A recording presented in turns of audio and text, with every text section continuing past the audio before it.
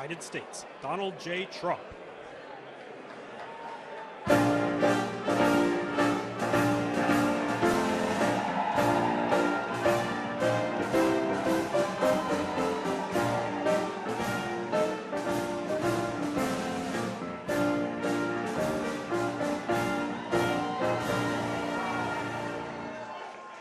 This is a nice full room. You know, we have a ballroom being built right now. So in about a year and a half, we'll be able to have about, I'd say, 10 times the number. You can invite some friends that couldn't make it today because, frankly, this was a sold-out crowd. Has been ever since I've been president. Every year it's been sold out. So a lot of great friends. Here's your knockout panel, okay, for those that are interested. See that curtain? You open that curtain, and it's a beautiful funnel right into the most beautiful ballroom. It's being built right now. So it's pretty, and they wanted it for 150 years. We're getting it done a lot. We're getting a lot of other things done, too. Well, I want to thank you all and welcome you to the White House on this very special occasion. It is indeed. I've been at every one of them, and we celebrate the 100th anniversary of Black History Month. That's a big deal. 100th. Wow, that's sort of special, the 100th. That's about as, like 150 is good, but 200 is better, right? 100 is better. I want to begin by expressing our sadness at the passing of a person who I knew very well. Jesse was a piece of work, I want to tell you. He was a piece of work, but he was a good man. He was a real hero, and I just want to pay my highest respects to Reverend Jesse Jackson. He's a good man. He was actually, as you got to know him, he got better and better all the time. A lot of people, you get to know them, they get worse and worse. Jesse got better and better. But I knew him well long before becoming president, and he really was special with lots of personality, grit, and street smarts. You would say Jesse had serious street smarts, right? A very important ingredient to life, I will tell you. He was gregarious and someone who truly loved people and a force of nature. He was somebody that we're going to greatly miss. And on behalf of everyone here today, I know you join me in sending our condolences to the entire family. Got a great family. We're also honored to be joined this afternoon by many exceptional African-American leaders and patriots, including Secretary Scott Turner, recommended. Where is Scott? Where is Scott? Will you come up here, Scott? He was recommended by somebody who's very special to me, Ben Carson. Ben Carson. Where's Ben? Where's Ben? Come on up here, Ben. Come here. I got to get here. And his wonderful wife, Candy. Candy, I'm going to steal Ben for a second because, you know, Ben recommended Scott. And when Ben recommends somebody, I just do it. Did I make a good decision? Be careful. Don't fall, Ben. If you fall, that's the end. You can never recover from a fall. You know, you can make the greatest speech ever, but if you fall, my predecessor taught me that. So is Scott doing a good job, Ben? He's doing the best job ever. Come on, say that. I like that. You know, one of the reasons I was so high on Scott Turner is he was really the driving force behind the opportunity zones,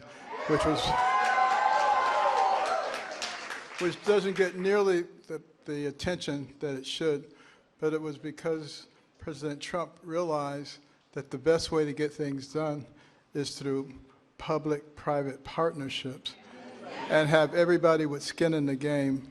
And it is working, as are all the other things that he's been recommending. And at some point, the mainstream media will recognize that you don't politicize everything. You open your eyes and your ears, and you look and you see what works, and you deal with that. But the best thing about Scott, he's got a lot of energy. You know, I'm an old man now. I'll be 75 on my next birthday. And I'm not like President Trump. He just goes forever. But no one else is like that. But Scott Turner, we call him the Energizer Bunny, and he is doing a fantastic job. And I want to congratulate all the people at HUD because most of them have come back and continue with what we were doing during the first Trump term, and it's fantastic. Thank you very much. Scott?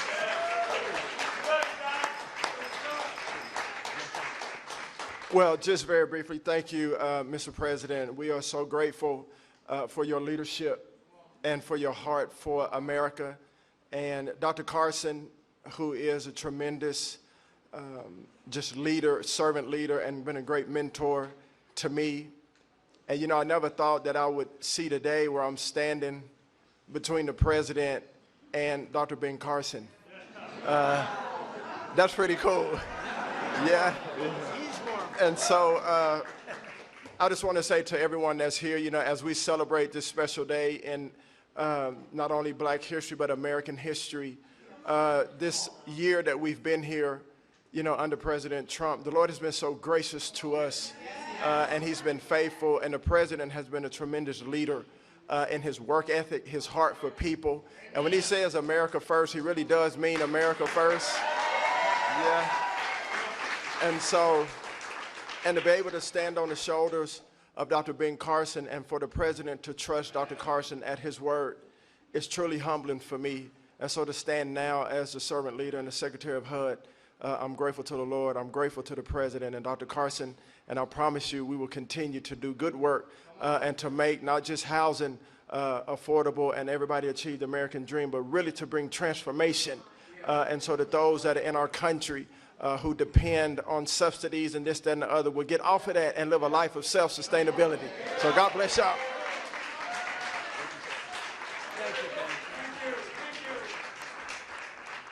Thank you. And Ben mentioned opportunity zones. We did that. And I want to thank Tim Scott because he really, it was his baby. That was his baby. And he did a great job with it. We appreciate it. And again, Candy, thank you very much for being here. Special woman. Ben's getting the Presidential Medal of Freedom. That's the biggest, it's the highest award you can have outside of the Congressional Medal of Honor. But it's better because, you know, a lot of people get the Congressional Medal of Honor. They're not around. When you get them, they're not around. Whereas we don't have to go that far, generally speaking.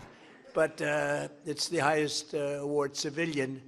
And then you have the matching is the Congressional Medal of Honor, both tremendous. So, Ben, I'll be seeing you back here pretty soon, I think, and you're going to get the award. You'll probably fill up this room. I said, we'll do it in the Oval Office. He said, sir, it's not big enough. I said, what? So we're going to do it right here, okay? And we love it. I'd like to also thank senior counsel to the Assistant Attorney General. He's a fantastic man. He's been my friend for a long time, Leo Terrell. There's no better. We have time, right? Do we have time? Yes? Anybody have to go? Like, come on up here, Leo. Get up here. This guy, he says it like it is. I like Leo. Come here, Leo. Look at you, spry. 2.0. Leo 2.0. Let me just thank you very much, Mr. President. First of all, we are living under the administration of the greatest president in our lifetime. And we have the hottest country in our lifetime. And I want to make sure the mainstream media knows this because you represent the people who basically counter what the mainstream media has done. President Trump was the president who fully funded historically black colleges and universities. President Trump took the lead and performed criminal justice reform. President Trump made sure that we had opportunity zones. Let me close by saying this. This country is at a crossroads, and we have the right president at the right time. And if you want school choice, like I know you do, President Trump wants it. If you want a law and order society and secure border, President Trump wants that. And more importantly, I say this because this is the greatest country on the planet. American citizens should decide American election. Vote for the SAVE Act. Thank you. Leo 2.0. We love Leo. Thank you, Leo. That was very good.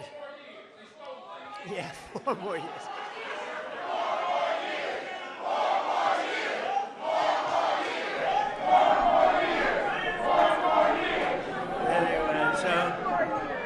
He's a special guy. I watched him on Sean Hannity a long time ago.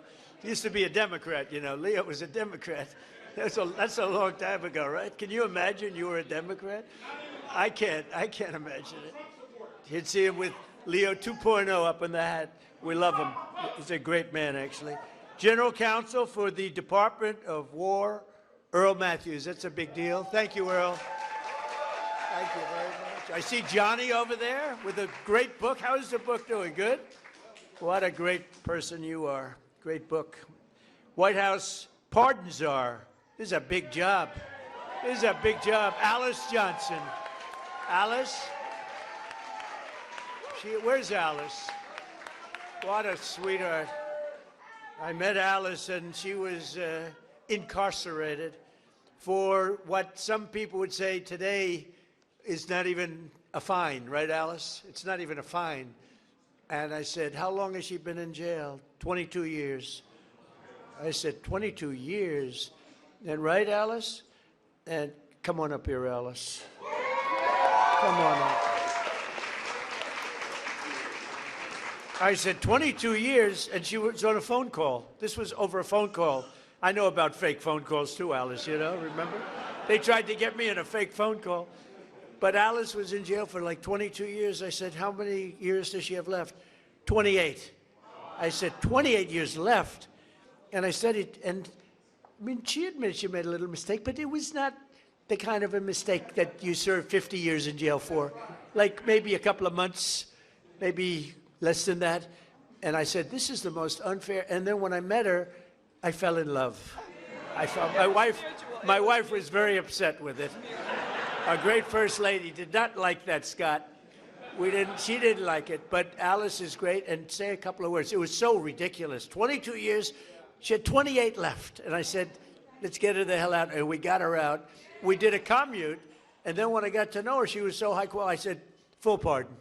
So she's cleaner than anybody in this room, even than my friend right here. She's cleaner. Because of that, she's cleaner than anybody in this room. Thank you, Mr. President. The feeling was mutual. I fell in love with this man, with his heart, with his heart for this country, with his heart to really bring America back to the form of greatness that it deserved. And that's exactly what he has done. My story is truly a Joseph story. This president right here, President Donald Trump, brought me from the prison pit to the White House. Only in America could there be a story like my story. And President Trump is the only president who would have had the courage to bring someone like me, someone who received a second chance, but who knows more than someone who has sit among the captives, than someone who has been in captivity themselves. I did not get comfortable in my own freedom, but I went back. As Harriet Tubman said she did, she went back to draw many others into freedom. And President Trump has listened to those recommendations. There's so much more to come, because when you see me, you see a miracle. You see hope. You see second chances. And you see someone who is willing to roll up their sleeves and do the work, do the hard work to help individuals gain their freedom. President Trump did something historic in his first term. He signed the First Step Act into law. And for that, over 40,000, and that number is low, over 40,000 individuals have come home to their families early. And you know, many of those were Black Americans who had no hope. This president right here, as you look out upon this sea of Black Americans, this president hears you. This president cares for you. Don't let anyone tell you that this president right here, Donald Trump, is not for Black America, because he is. I'm standing here today as a testament to how he feels about Black Americans. There has never been a position like this. I don't know if there ever will be before, but I worked with him in his first term, and I'm proud to now officially have the title to make it happen. Let's get real with the realness. Let's get behind President Trump, who truly has turned our nation around and made us the envy of every country in the world. Thank you, Mr. President, and thank you, God, for recognizing and raising up this man to be the leader of the free world. I love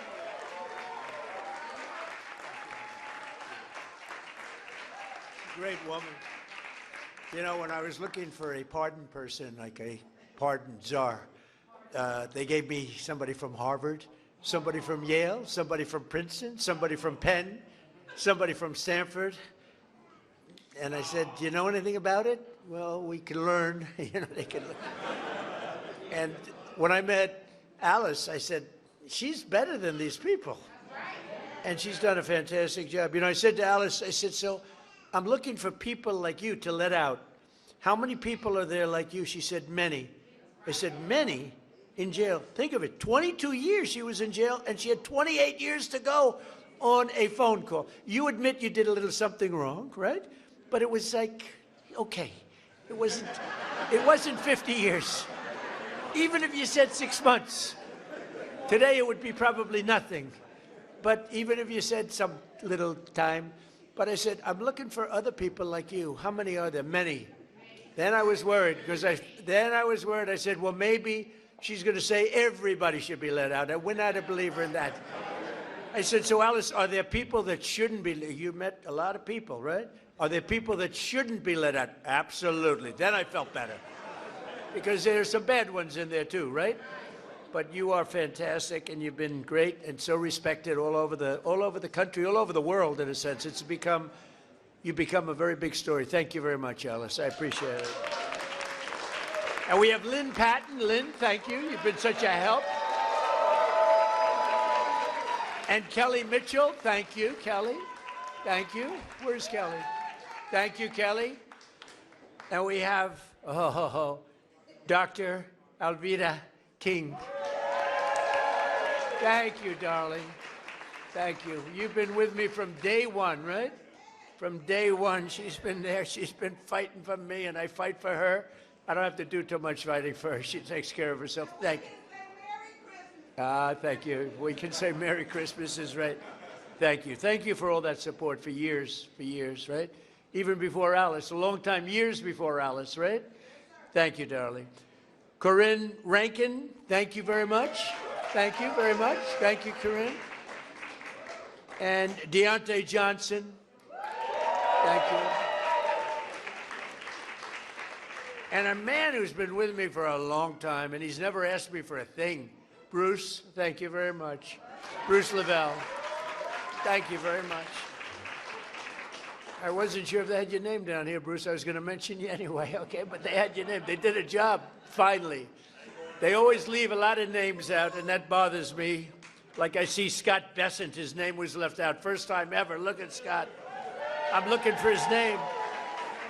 I'm looking for his name. I said, I better. He's the greatest Treasury Secretary we've ever had. I think he's, how's the economy doing, Scott? Good?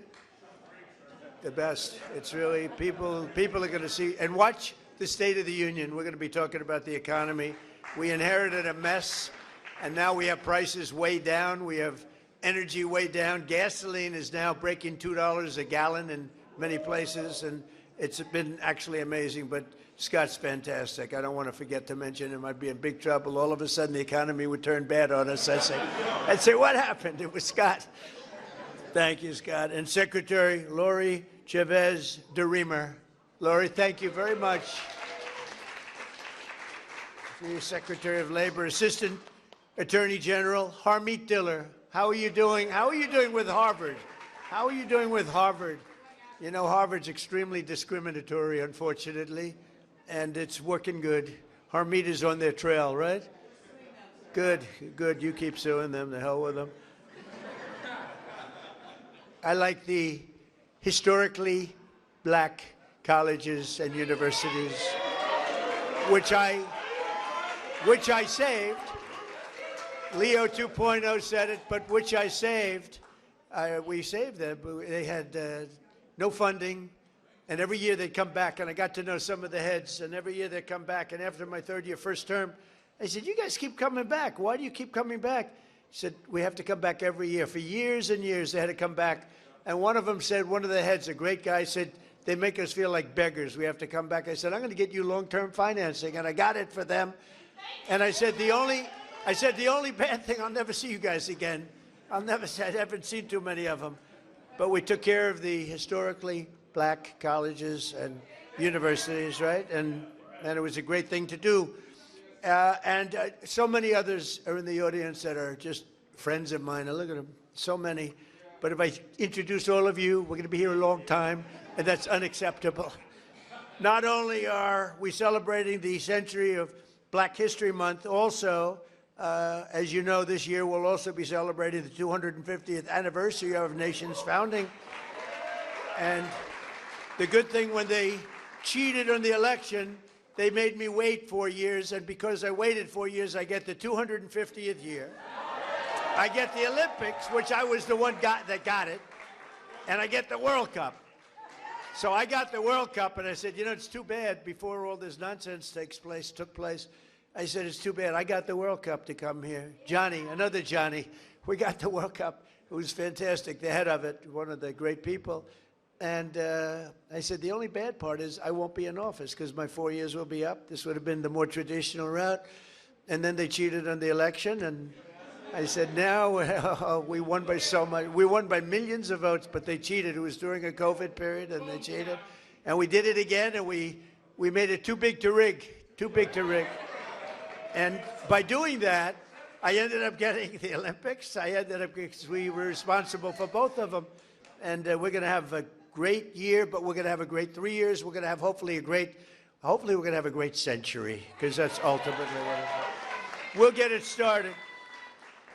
But as we honor America's 250, and I can't say that I got the 250. I tried doing that a couple of times, Bruce. I said, I got the Olympics, I got the World Cup, and I got the 250th year. They said, you didn't do that. I said, you're right about that. I didn't do 250. We happened to be here at the right time. That's all that was. But we thank God for the strength and courage and grit and devotion of black Americans who have helped make America the most powerful country in the history of the world we now have. And you saw that with our attack a few weeks ago on Venezuela. We have the greatest military in the world. We make the greatest equipment in the world. There's nobody even close. Nearly 10,000 African Americans fought for the patriot cause in the Revolutionary War. Did you know that? 10,000, and it's actually a number I've heard higher than that, helping secure our independence in every generation since, from the Buffalo Soldiers to the Tuskegee Airmen.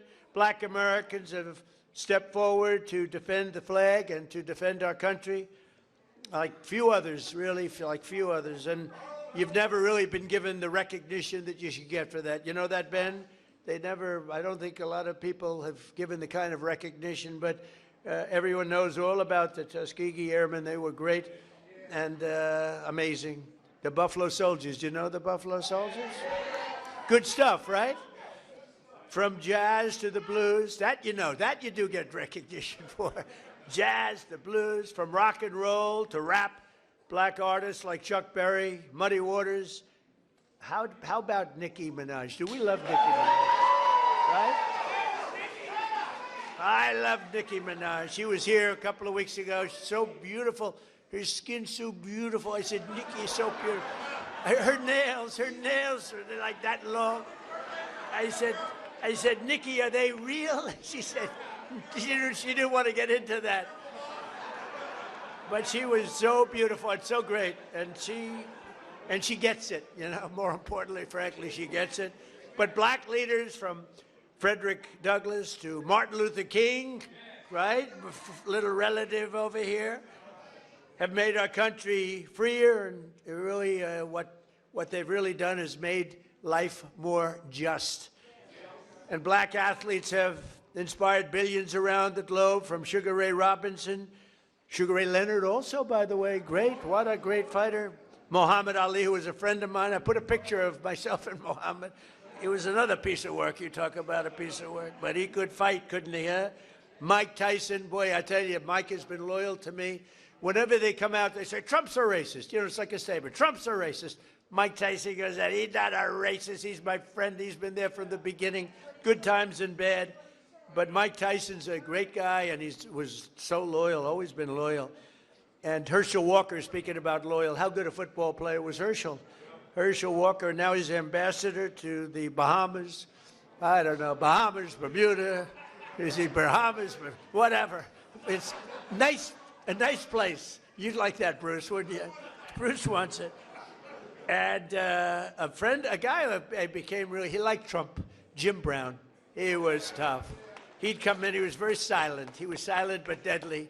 He'd come in and he'd look at people, and if he didn't like them, he'd just look at me and he'd go, it's no good. He wanted to rip their heart out. I would say there can't be a greater football player than Jim Brown. By the way, Lawrence Taylor, great friend. The great Lawrence Taylor, the greatest defensive player probably in the history of football. He's a great friend of mine.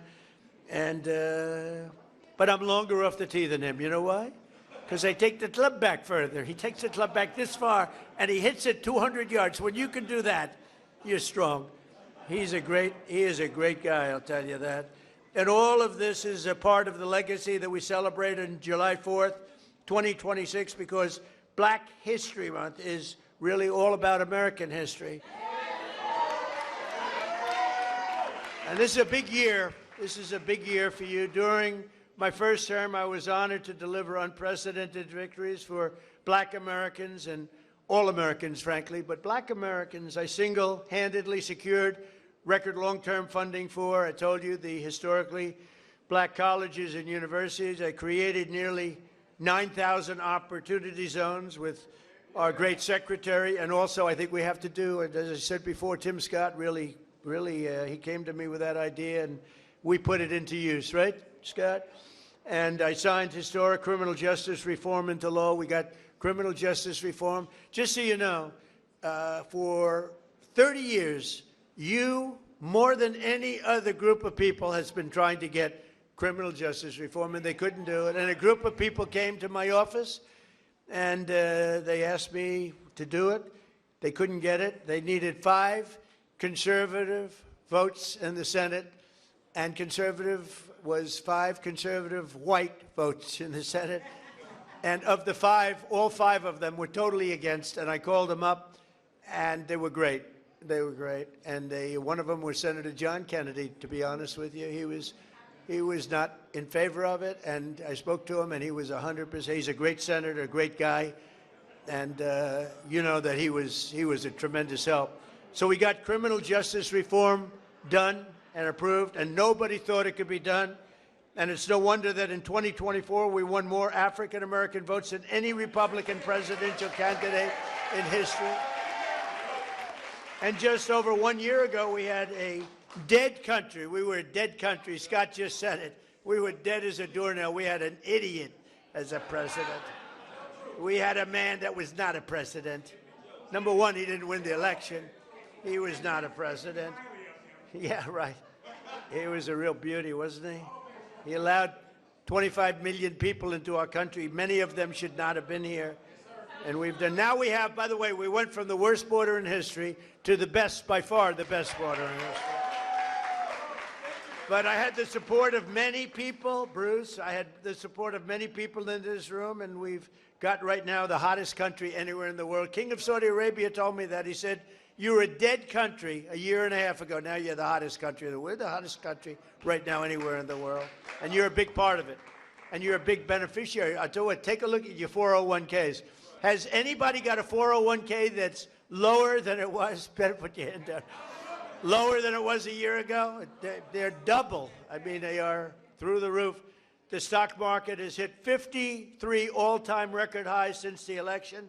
And earlier this month, the Dow Jones Industrial Average rose above 50,000 for the first time ever. Right, Scott?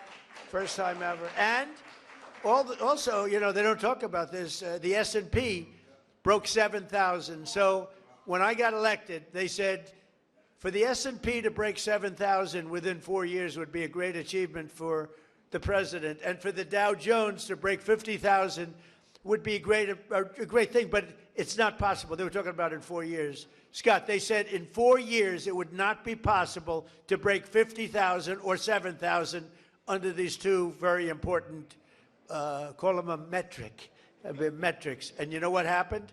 We broke it before the end of my first year. So, right? So we did something. So they said we couldn't do it in 4 years. We did it in 1 year. More Americans are working today than at any time in American history. So we have more Americans right now working than at any time. And, you know, when I say this stuff, I get the fake news back there, a lot of it. Thank you. I agree. Sometimes we have to be very careful because they actually go, and it's not pretty, Leo. We have to get Leo and the DOJ involved. But think of that, Leo, think of that. More Americans are working today than any time in history. And since I took office, African-American employment has increased by 182,000, the highest ever. Jobs. 182,000. Nearly 500,000 black Americans have rejoined the labor force since we took office. 500,000 wages for workers have increased $1,000, $2,000, even $3,000, and even sometimes, in some cases, $5,000 a year. That's faster than inflation. So wages have gone up at a much faster clip than inflation. We took over the worst inflation in the history of our country. They say 48 years or 49 years. I said that, you know, I said inflation under Biden has went up more than at any time in the history of our country. They said, he's not right about that. It's 49 years. I said, all right, I'll accept that too. Actually, I think it sounds worse, Armin. I think for some reason, because when you say the worst ever, but when you say the worst in 49 years, I'll take that, right? The fake news got me on that one. I think I was right, by the way, but I'll accept 48 or 49 years. But for the first time in many years, 100% of all net job creation is going to American-born citizens. Think of that, 100%. And in the last administration, it was going mostly to illegal aliens that came in, many of them murderers and others. Last summer, we passed the largest working-class tax cuts in the history of our country. That includes no tax on tips, no tax on overtime, no tax on Social Security for our great seniors. And you're going to see that. You know, it just kicked in on January 1st. You're going to see tremendous results, and they're already seeing it. And I think we're going to have GDPs. We're going to have numbers that nobody's ever seen before, Scott. Joining us this afternoon, and really somebody that is fantastic, Annetta Bradford. In 2019, Annetta and her husband opened an incredibly successful coffee shop in Arkansas named Hebrews 11:1. That's an interesting name. No one thinks that the no tax on tips matters. Well, it does matter, and it mattered a lot to Annetta. And she was able to grow her business just in a short period of time and hired more employees. And she's making a fortune. I'd like you to give some of the people in that room some of that money, Annetta. You should make it a lot. Annetta, come in. Arnetta, come. Where are you? Arnetta, come on up here, Arnetta. Come on up. Hi, darling. Please, let me move that down. I can't do anything first but say to God be the glory. Amen. I have no business being here other than him having me here. And so, yeah, I'm not going to do it. I'm not going to preach. I'm going to settle myself. Thank you so much for inviting me and having me here. It's such an honor to be here today. Hebrews 11:1. People ask me all the time, why did I even open a business? Why did I even call it Hebrews 11:1? Hebrews 11:1 is my very favorite scripture. Now faith is the substance of things hoped for and the evidence of things not seen. That scripture has walked with me, it has grown me from a little girl on up. Not having no longer my mother here, no longer having my father here, my husband not having his mother and his father here. We opened Hebrews 11:1 with no funding, no money, no big family investors, no business loans, didn't have great credit. It was us and faith in God. That was 7 years ago. But I ran that business with just myself and one employee. Then here comes no tax on tips. I was able to hire 7 more employees just by what she did. Not only that, I was able to open a second location on our college campus. Things are just going off simply because having now faith. And so I love the fact of that scripture. Now, I say all of that I'm trying to stick to my little written down thing that I wrote. I don't know how to do that so well. But as a small business owner, I understand how critical support is. I understand that you have to have the right people that make the right policies for us as small business owners. So no tax on tips has been an extreme blessing for me and my business. Not just mine, but I know so many people across the country. I know a lot of us don't want to talk about the good part of it. We only want to share the negative, but I'm here today to tell you you've done a great thing. Thank you for just loving on us and showing us that even in small town Hope, Arkansas, and I have got to say this, I have the best governor in the world. I don't only just call Sarah my friend, I call her my sister. And so that's why I am here today to just tell you that no tax on tips has been an amazing blessing for me. President Trump has been an amazing blessing for me. And at the end of the day, Jesus has been an amazing blessing for me. I love you guys and thank you so much because I am a youth pastor, but I will not preach on today. I love y'all. Thank you so much.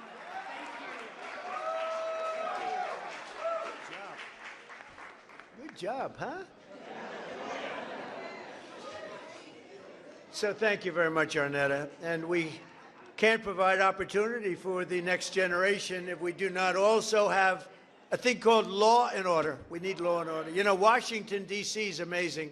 It was a crime capital. It was a horror show. A year ago, it was really dangerous, and now it's one of the safest cities anywhere in the country. And we're in Memphis, Tennessee now, where it's like a different world. In 4 months, we've made it safe. We're in Louisiana, as you know. We're in lots of other places, and we have the lowest crime numbers that we've had in many years. We have the lowest murder numbers in 125 years, since 1900. And that's despite the fact that a lot of people are here, but those people have been taken out.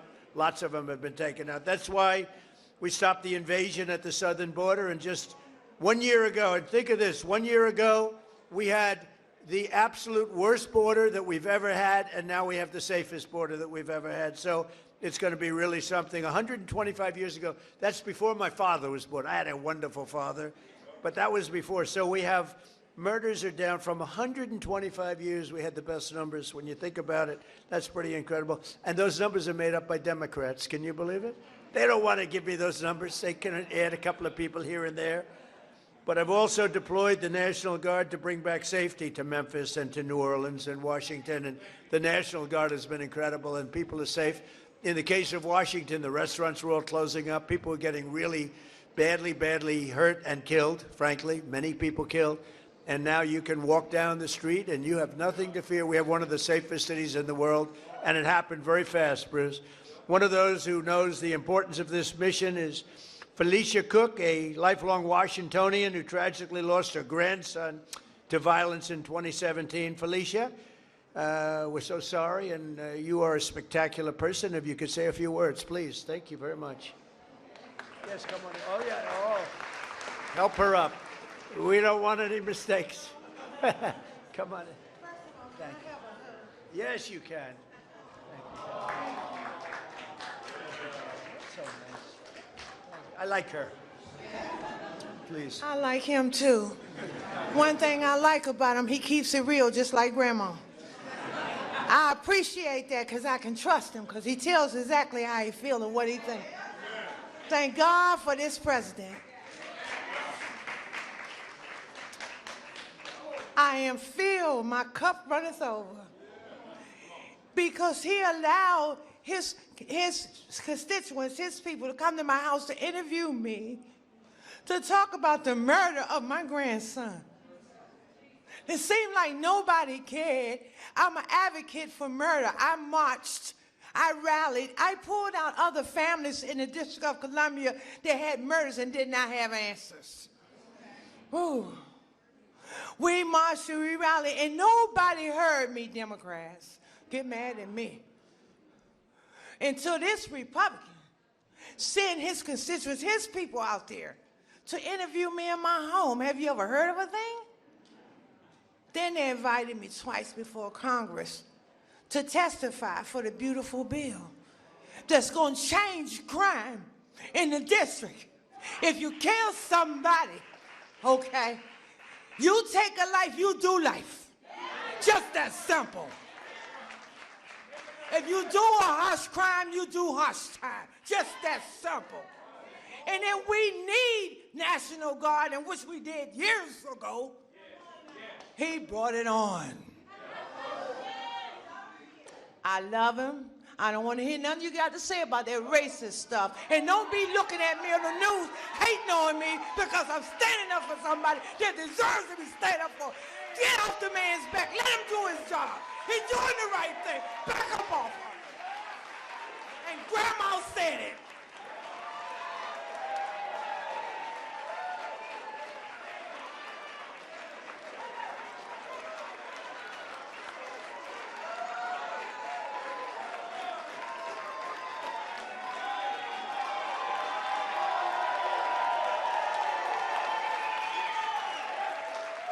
Wow.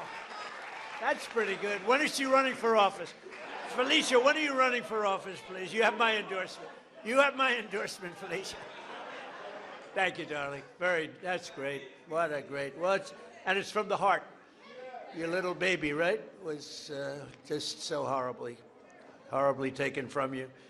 Under the Trump administration, we believe that no community should be abandoned to the scourge of violent crime, and we're saving thousands and thousands of lives in many cities. And frankly, if these radical left lunatic Democrats would come and say, please help us, please, we'd stop crimes all over the place. And we're doing it in a lot of cities. Sometimes we have to force ourselves upon them because they're so bad. And I don't even think they realize what's happening to their cities and their towns. But every town that we go in, every city that we go in, like Washington, Felicia, you feel much safer now, totally safe. You can walk to a restaurant. The restaurants were all closing. Now you can't get a restaurant. And the bad news is you can't get into a restaurant. But it's a great thing to see what's happening in Washington. It's a hot place, and hopefully people will be coming in record numbers. And I know we need a little help. You need help in Atlanta. He just said, you're right, Atlanta, we could take care of Atlanta. I'll tell you what, you ought to get them to call me. We could take care of Atlanta so fast.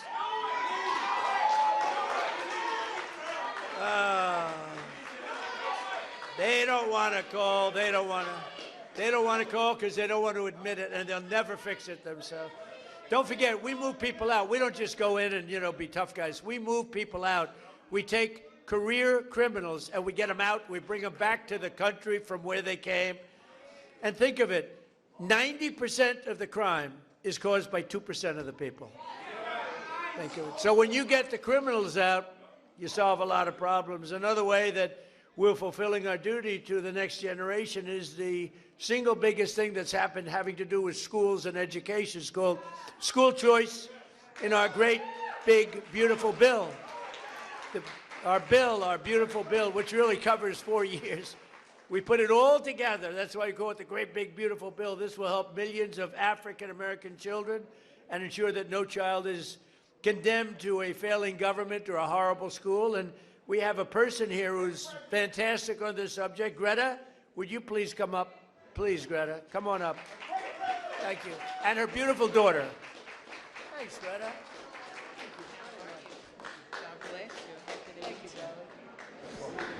Well, I ditto, to God be the glory.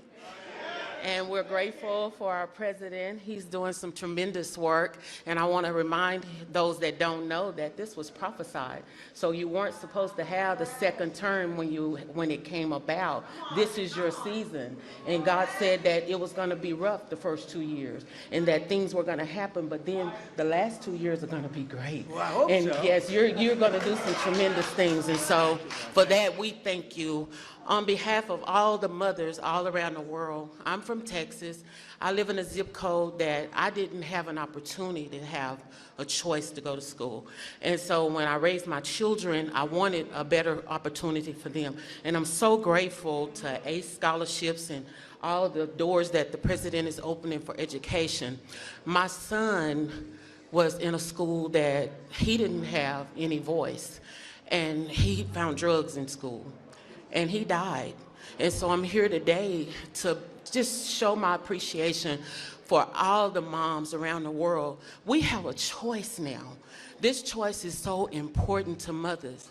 I have a child that, because I had a choice, she's in private school.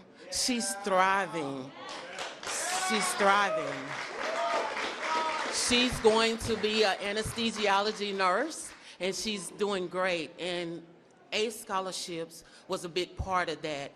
Changing education changes everything. Thank you, Susan. Changing education changes everything. In my zip code, it feels like we were locked in a cage, and being locked in a cage and can't get out. And because of all of the things that you're doing for education, now we can get out and soar. Our children can have a chance to be prosperous, just like other children. And I thank you for that. This is a great opportunity. So on behalf of all the mothers all around the world, I stand here and I give you your flowers while you can still get them. Thank you. Thank you. I appreciate you. Give me a hand. Thank you, Susan. And this is here. What a beautiful. What a beautiful. Thank you. Wow, so nice. Thank you very much. Thanks, Greta.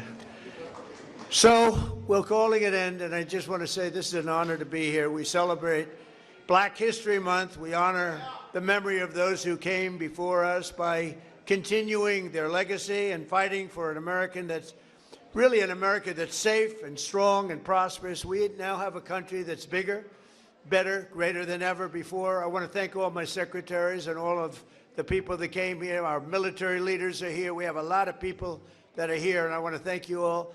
But this is a very special group of people. So happy Black History Month, happy Black History Year, and happy Black History Century. Thank you all. Thank you, Bruce. Thank you. Thank you very much, everybody.